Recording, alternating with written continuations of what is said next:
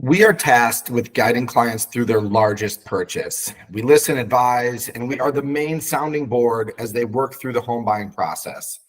A broker in our firm this week had a client that was originally pre-approved with Rocket Mortgage, and I'm not sure what their process is for pre-approval. I'm sure it's similar to most. Anyway, they're out there shopping for a condo. Actually, I think it was a house. Either way, the buyer finds a property, gets under contract, and while they were out there shopping for properties, rates changed. They moved from Rocket Mortgage to one of the big five banks. And when rates change, your budget changes. The buyer, like most, was on a budget, running numbers based on income and debt, taking into consideration the monthly payments for student loans, food, entertainment, etc. And there was anxiety building, and the broker knew it. And buyer anxiety is very real. Buyer remorse is also very real. And we're here to support our clients and coach them through the process. And I've seen dozens of buyers get anxious, nervous, and even have full-blown meltdowns during a buying process. Some are valid and some are just nerves we can work through.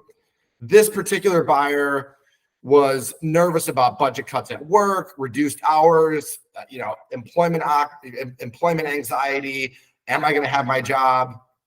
We're here to coach them and be a therapist, help them work through these processes and make sure they're making the right decision. It's not always the right decision, but oftentimes it is, and it's just working through the process. Ask them the questions that help build rapport on the topic that's giving them anxiety. If it's the property specifically, work through the process of what you were doing in the home search on all the properties that you saw and making sure that this is the right property. If it's work related or income related, talk to them about their job. Ask them about their relationship with their boss. Have they had recent advancements in their career, and what's it look like to work there? And help give them that confidence to be the buyer in this situation. You don't want to push or force your client into a property that doesn't make sense. So definitely listen and assess the particular situation.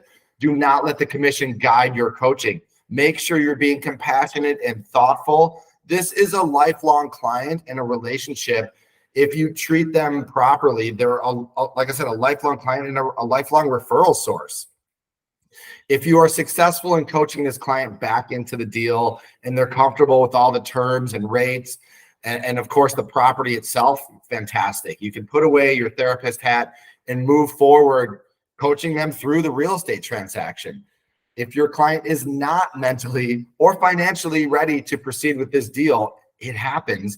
You have to talk about what it looks like to terminate. If it's early in the transaction and you're still in attorney review, this is an attorney state. It is super easy to get out of almost every single deal, and earnest money always gets refunded.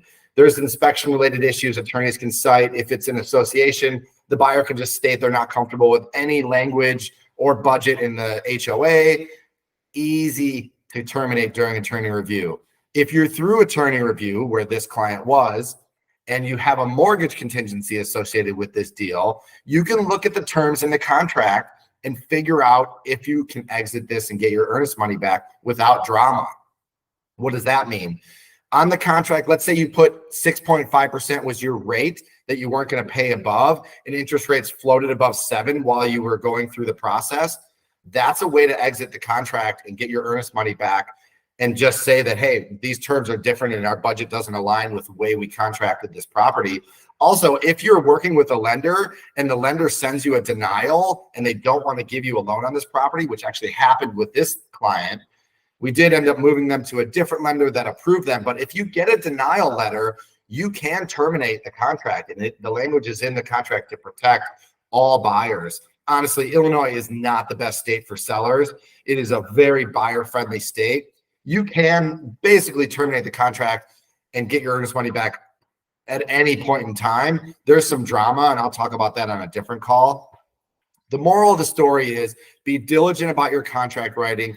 Follow along during attorney review and make sure your client is comfortable with all the terms and, of course, the property itself. This is your reputation on the line, and this is something that's going to come back and have a story. Not only does it hurt your moral compass, but you want this person to be a lifelong client and a referral source.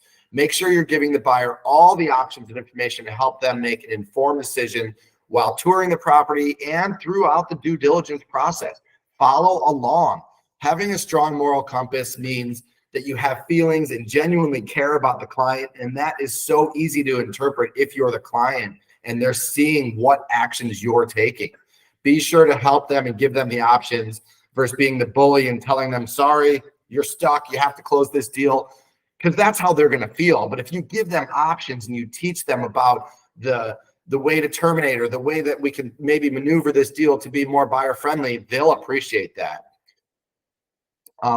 I check in with my buyers and sellers every single week, no matter where they are in the process.